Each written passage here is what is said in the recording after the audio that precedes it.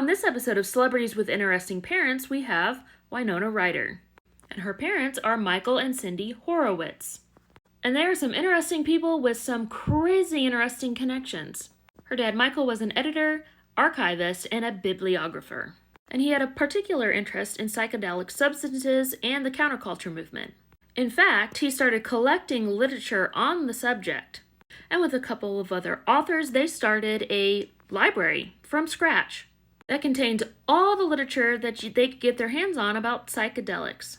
And this led them somehow to becoming friends with everyone in the counterculture movement. Here are some of the people they were friends with. They were friends with author of dystopian novel Brave New World, Aldous Huxley, and his wife, Laura. In fact, Winona's middle name is Laura after Laura Huxley. When they moved to San Francisco from Minnesota, they hung out with everybody that was anybody. Poet Allen Ginsberg and sci-fi novelist Philip K. Dick. He wrote Man in the High Castle. And then we've got to talk about Winona's godfather, Timothy Leary.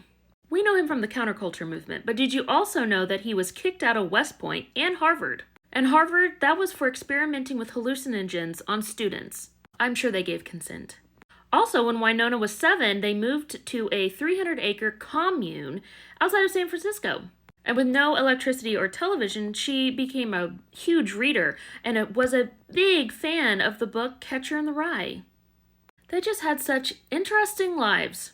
I wish I could become friends with famous people by being interested in working in a subject. What are your thoughts on this?